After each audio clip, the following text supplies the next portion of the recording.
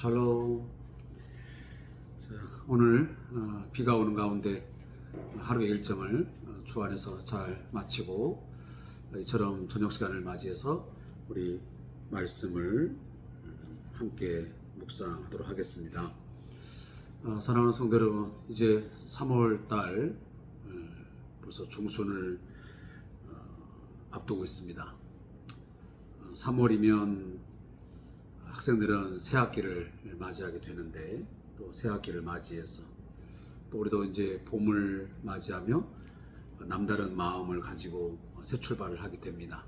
또 꽃이 이제 피어나기도 하고, 그런 가운데서 우리의 삶 가운데 좀 더 생기 있고 또 새로운 계획들이 주 안에서 아름답게 이제 실행되어지고 실천되면서 좋은 열매를 맺어갈 수 있기를 주님의 이름으로 축복하고 부탁을 드리겠습니다. 자, 오늘은 주3교재 57페이지를 우리 함께 보시면서 말씀을 묵상하는 시간을 갖도록 하겠습니다. 같이 기도하겠습니다. 전능하신 하나님 아버지, 오늘도 능하신 하나님의 손 아래서 우리 모두가 겸손해지기를 원합니다.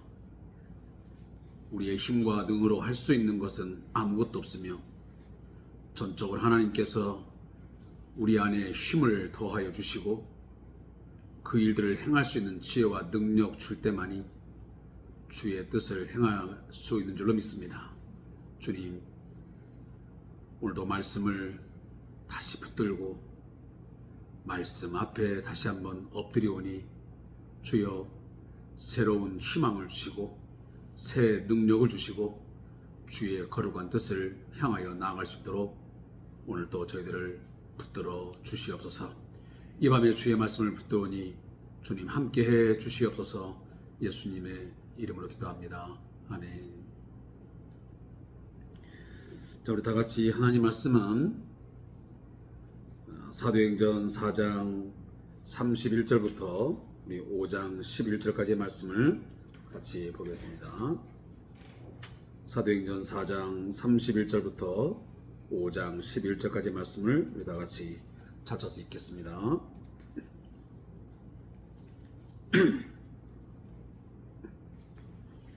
우리 한 마음으로 말씀을 찾아 읽겠습니다. 제 성경으로 보면 신약성경 193페이지 되겠습니다. 우리 같이 읽겠습니다. 빌기를 다하매 모인 곳이 진동하더니 무리가 다 성령이 충만하여 담대히 하나님의 말씀을 전하니라. 믿는 무리가 한 마음과 한 뜻이 되어 모든 물건을 서로 통용하고 자기 재물을 조금이라도 자기 것이라 하는 이가 하나도 없더라. 사도들이 큰 권능으로 주 예수의 부활을 증언하니 무리가 큰 은혜를 받아 그 중에 가난한 사람이 없으니 이는 밭과 집 있는 자는 팔아 그 판 것의 값을 가져다가 사도들의 발 앞에 두매 그들이 각 사람의 필요를 따라 나누어 줌이라. 구브로에서 난 레위족 사람이 있으니 이름은 요셉이라. 사도들이 일컬어 바나바라 번역하면 위로의 아들이라 하니 그가 밭이 있음에 팔아 그 값을 가지고 사도들의 발 앞에 두니라. 아나니아라 하는 사람이 그의 아내 삽비라와 더불어 소유를 팔아 그 값에서 얼마를 감추매 그 아내도 알더라. 얼마만 가져다가 사도들의 발 앞에 두니 베드로가 이르되 아나니아야, 어찌하여 사탄이 내 마음에 가득하여 내가 성령을 속이고 땅값 얼마를 감추었느냐. 땅이 그대로 있을 때에는 내 땅이 아니며 판 후에도 내 마음대로 할 수가 없더냐. 어찌하여 이 일을 내 마음에 두었느냐. 사람에게 거짓말한 것이 아니요 하나님께로다. 아나니아가 이 말을 듣고 엎드려져 혼이 떠나니 이 일을 듣는 사람이 다 크게 두려워하더라. 젊은 사람들이 일어나 시신을 싸서 메고 나가 장사하니라. 3시간쯤 지나 그의 아내가 그 일어난 일을 알지 못하고 돌아오니 베드로가 이르되 그 땅 판값이 이것뿐이냐 내게 말하라 하니 이르되 예 이것뿐이라 하더라. 베드로가 이르되 너희가 어찌 함께 꾀하여 주의 영을 시험하려 하느냐. 보라, 내 남편을 장사하고 오는 사람들의 발이 문 앞에 이르렀으니 또 너를 매어 내가리라 하니 곧 그가 베드로의 발 앞에 엎드려져 혼이 떠나는지라. 젊은 사람들이 들어와 죽은 것을 보고 메어다가 그의 남편 곁에 장사하니 온 교회와 이 일을 듣는 사람들이 다 크게 두려워하니라. 아멘. 자, 오늘 우리 함께 사도행전 4장 31절 이하의 말씀을 읽었습니다. 우리가 지난 토요일과 또 주일 메시지를 함께 나누지 못했습니다. 자, 그 부분은 잠깐 동안 제가 설명을 하고 지나가겠습니다. 자, 4장 15절부터 21절까지의 말씀은 누구의 말을 들을 것인가 라는 제목으로 기록된 큐티 내용입니다. 사실 이 사내들인 공회에는 사도들을 처리할 방법을 찾지 못하고 있었습니다. 예수의 이름으로 가르치고 결국은 예수가 십자가에 죽었다가 다시 부활했다고 하는 그들이 생각할 때는 도무지 상상할 수 없는, 이해할 수 없는, 어쩌면 신성 모독죄에 해당되는 그런 일들이었습니다.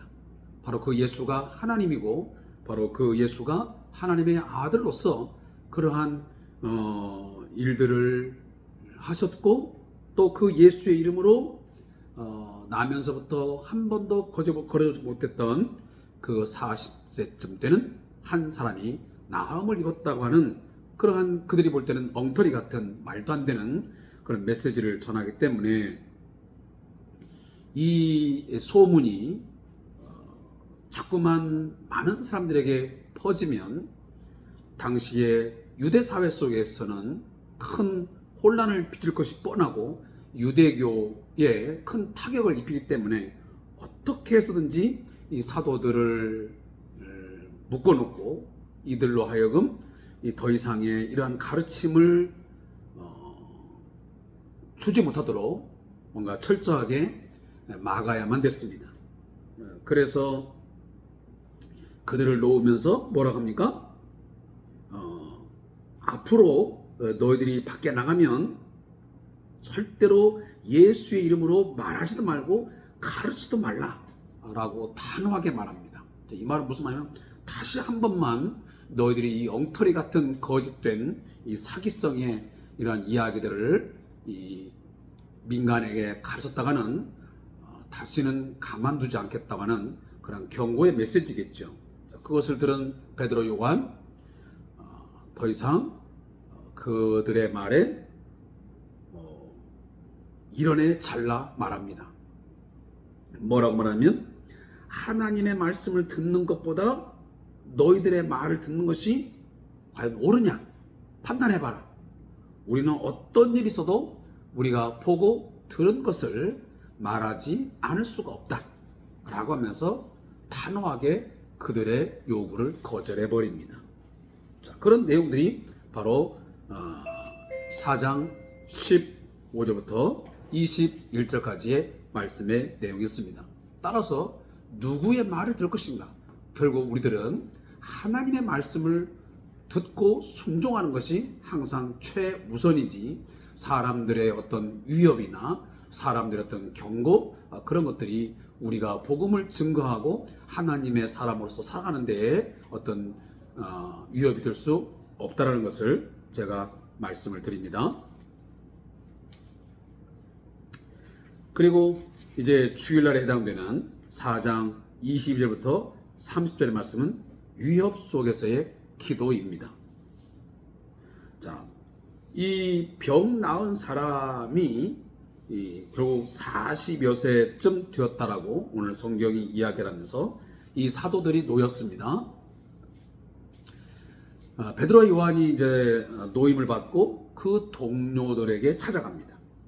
그리고 나서 그동안 뒤어졌던 일들 그리고 제사장들과 장로들이 그들을 위협하면서 했던 말들을 다 알게 됩니다. 자, 이 말을 들은 사도들 그 말에 전혀 두려움을 느끼거나 또 주저함이 없이 그들은 하나님을 높이며 기도하게 됩니다. 대주제여 천지와 바다와 그 가운데 만물을 지으신 이여. 자, 이렇게 복음에 대해서 예수의 이름이 증거되는 일에 이처럼 반대가 있고 핍박이 있고 박해가 있는 것은 이것은 우연한 것이 아니고 이미 시편 2편에 나와 있는 성경을 응하기 위한 그 예언이 다시 말하면 이루어지는 말씀이라는 것을 그들은 분명히 합니다. 그래서 어찌하여 열방이 분노하며 족속들이 허사를 경영하는고 세상의 군왕들이 나서며 관리들이 함께 모여 주와 그리스도를 대적하도다. 다시 말하면 헤롯이나 단디의 본디오 빌라도 그리고 당시 이방인들 그리고 많은 제장들과 상무들이 그처럼 박해하고 핍박하고 거부하는 것은 이것은 하나님의 말씀이 이루어지고 있는 하나의 과정이다. 그래서 오히려 더 담대하게 그들은 복음을 증거하게 됐고 하나님 앞에 간절히 기도하게 됩니다. 하나님, 우리가 이러한 위협을 당하고 있고 또 반대를 당하고 있지만 담대하게 이 복음을 전하게 하옵소서. 예수께서 우리의 죄를 위하여 십자가에 죽으시고 우리에게 생명을 주시기 위해서 부활의 첫 열매로 그가 부활하셨고 지금도 그는 하나님 보좌 우편에 앉아 계셔서 이 세상의 모든 것들을 통치하시고 다스리시며 우리 안에 성령을 보내주심을 통해서 이처럼 그 성령이 역사하고 계시고 그리고 그 왕이신 그 주와 그리스도가 되시는 그 예수의 이름으로 이 병든 자를 고치고 아니 앞으로도 끊임없이 손을 내밀어서 예수의 이름으로 명할 때에 많은 사람들이 병에서 낫게 되고 더 많은 표적과 기사가 이 예수의 이름으로 나타나게 하옵소서. 이루어지게 하옵소서 하고 간절히 그들은 기도했던 것입니다. 사랑하는 성도 여러분, 오늘날 우리 기독교를 향하여 또 예수의 이름에 대하여 많은 사람들이 반대합니다. 그런 엉터리 같은 이야기거든요. 성경의 이야기는 다 거짓된 것이다. 그건 꾸며낸 하나의 그건 소설에 불과한 것이다. 예수는 이미 2000년 전에 죽었고 그가 무슨 하늘 보좌에 앉아 계시며 세상을 통치하는 주란 말이냐. 그가 어떻게 이 세상을 구원할 메시아란 말이냐. 끊임없이 그 복음에 대해서 거부하고 우리를 회유하고 우리에게 더 이상 그런 종교적인 사기성의 가르침에 속지 말라고 많은 사람들이 유혹합니다. 그런 때일수록 우리는 이러한 위협 속에서 때로는 유혹 가운데서도 우리는 하나님의 말씀을 붙들고 사람의 말에 우리가 귀를 기울거나 우리의 마음이 흔들리지 말고 더욱더 우리는 이 사도들처럼 같이 마음을 함께해서 기도함으로 우리가 복음을 증거해야 되고 또 그 예수의 이름 하나님의 거룩한 종 그 메시아이신 그 예수의 이름으로 이 세상 가운데서 하나님 더 많은 표적과 기사가 나타나게 하옵시고 많은 사람들이 병을 고침을 통해서 그 예수의 이름의 그 능력과 권세를 알게 하옵소서. 기도할 줄로 믿습니다. 저도 오늘 이 밤에 알게 모르게 저의 주변 가운데 있는 우리 병든 자들을 위해서 기도합니다. 선포합니다. 제가 오늘 본문을 이 말씀을 묵상하면서 30절의 말씀을 제 마음에 강하게 새겼습니다. 하나님,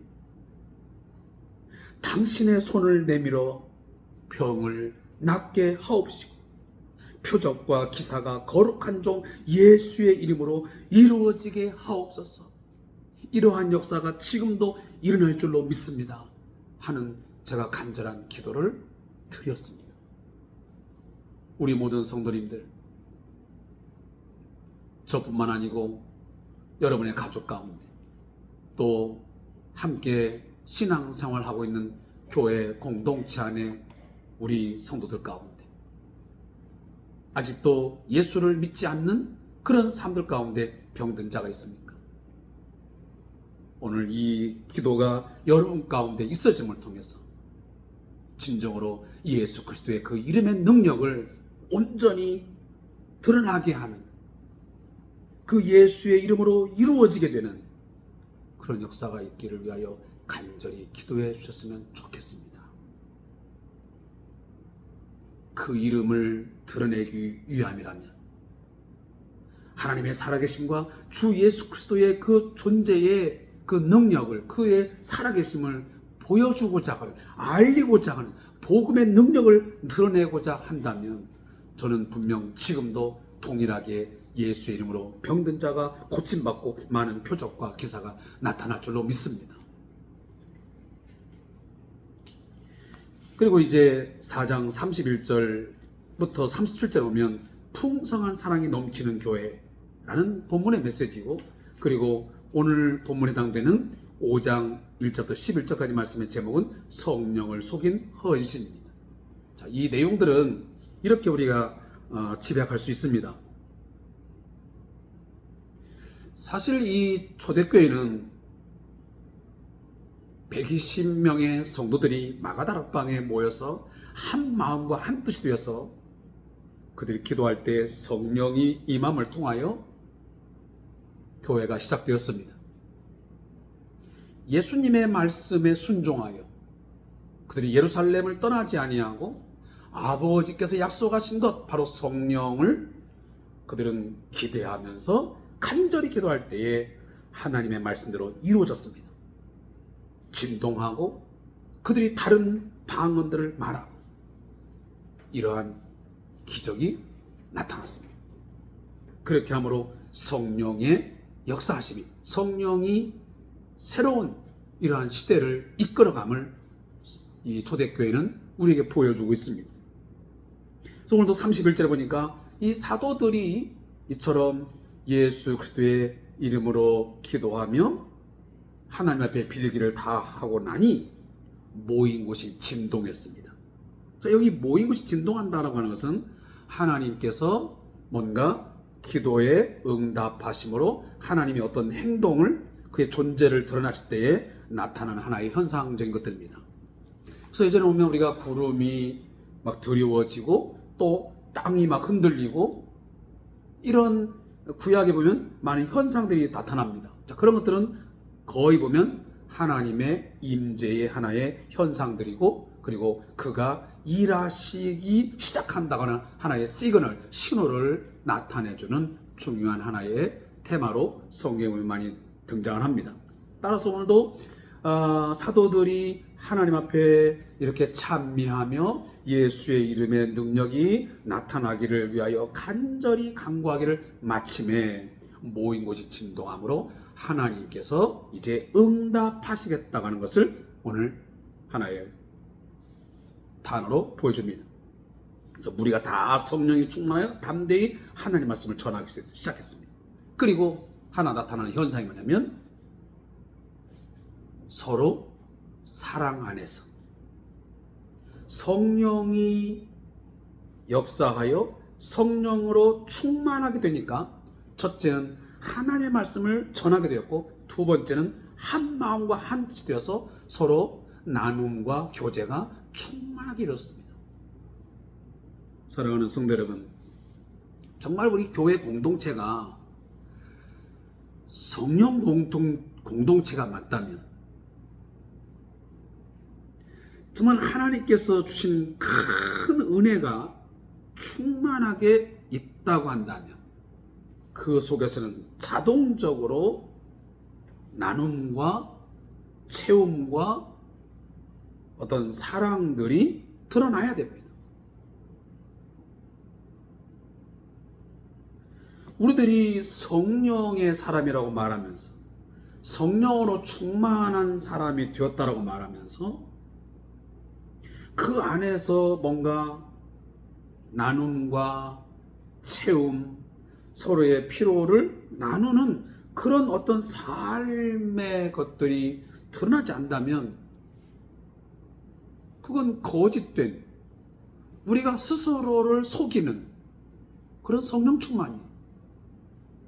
그냥 우리가 말뿐인 성령 충만, 말뿐인 성령의 임재하심이지 실질적이고 그리고 뭔가 체현되는 뭔가 증명되는 그런 역사는 아니라는 것입니다. 우리가 매우 강조하는 내용이지만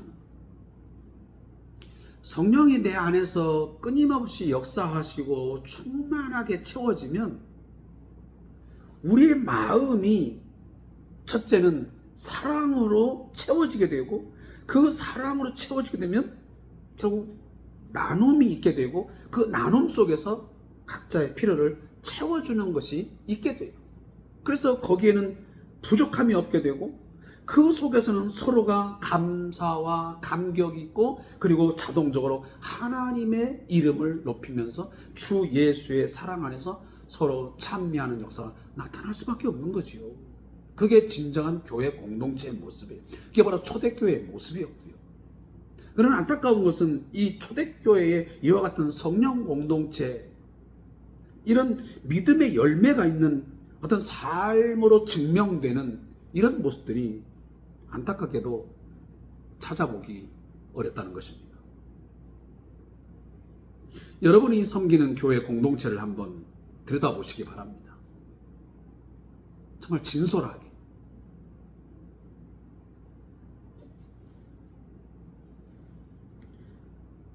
정말 사도들이, 오늘날로 말하면 목회자들이 큰 권능으로 예수의 부활하신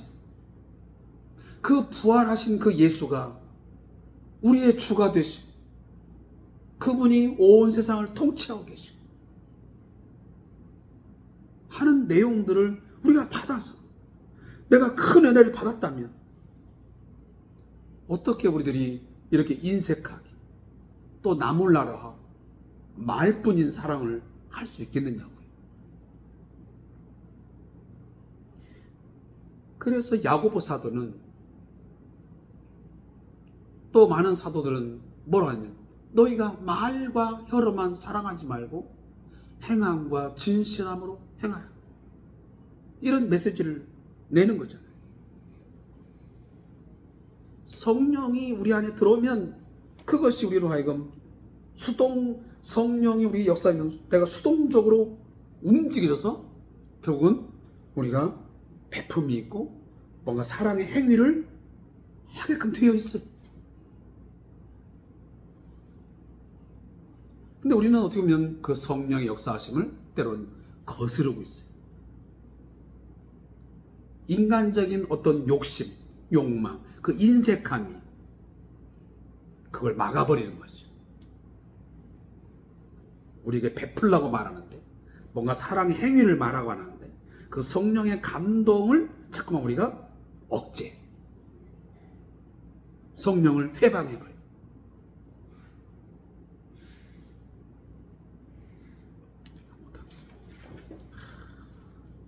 왜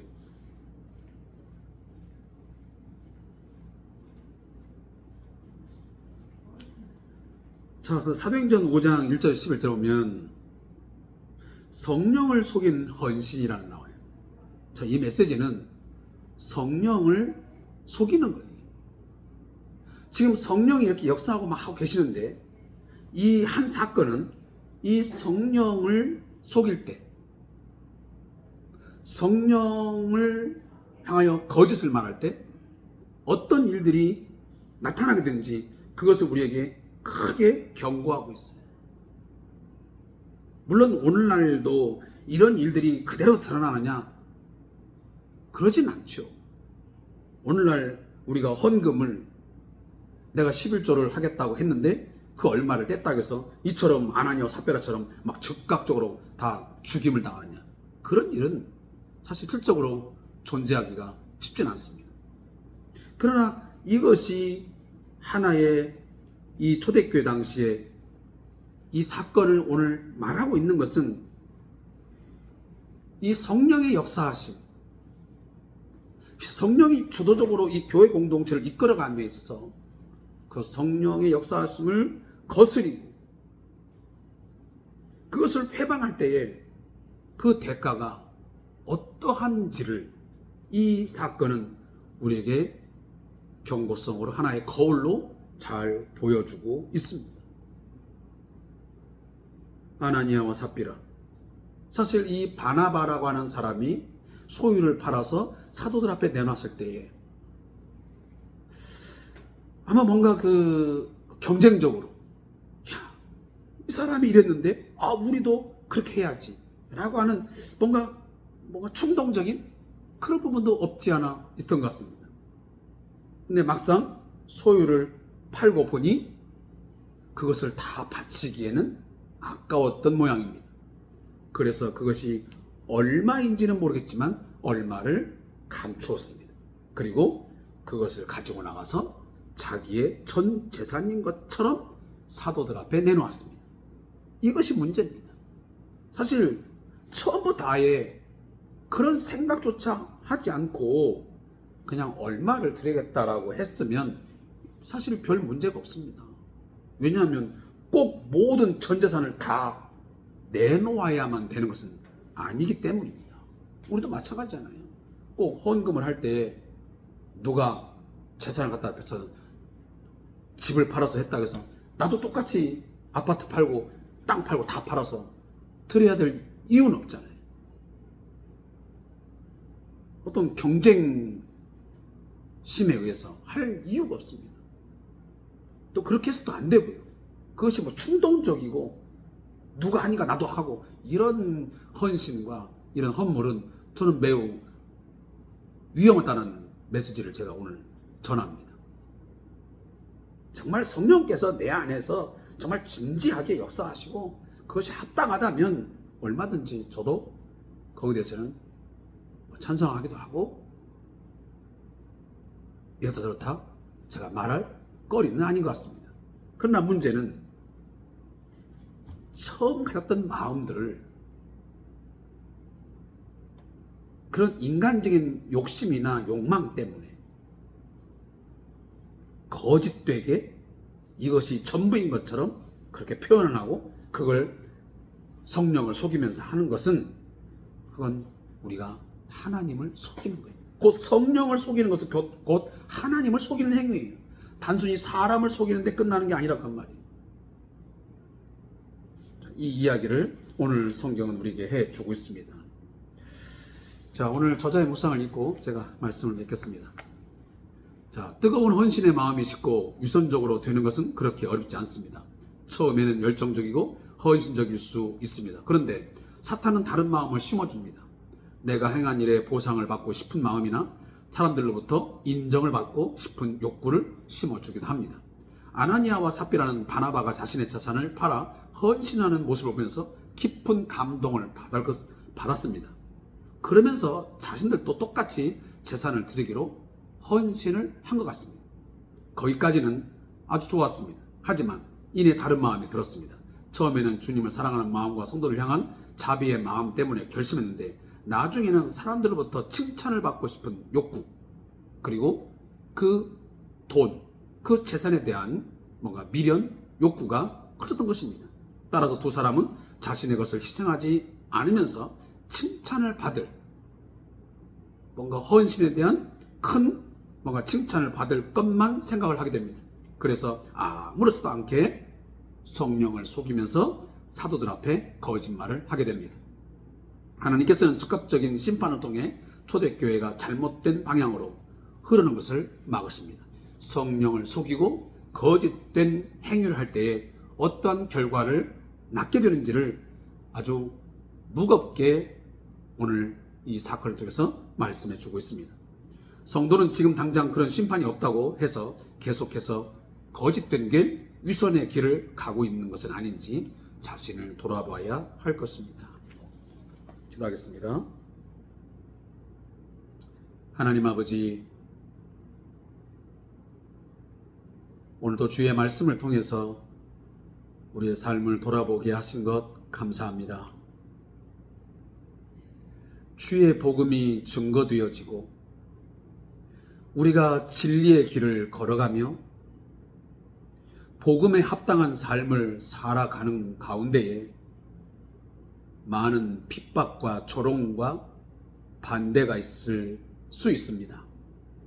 이러한 상황 속에서 우리가 사람을 보며 행할 것인지 사람의 평가에 따라서 움직일 것인지 아니면 하나님의 말씀에 순종할 것인지 분명한 선택을 하게 해 주시옵소서. 또 성령의 역사하심에 대하여 우리들이 너무도 쉽게 위선적이고 거짓된 삶을 살아갈 때가 있습니다. 사람들을 속이는 수는 있어도 결코 하나님을 속일 수 없음을 우리가 분명히 알고 어리석게도 하나님을 속이겠다고 성령을 속이면서 사람들에게 정당한 것처럼 살아가는 저희들 되지 않게 하옵소서. 우리의 심령을 꿰뚫어 보시는 그 하나님 앞에서 정직하게 또 진실하게 살게 해 주시옵소서. 예수님의 이름으로 기도합니다. 아멘.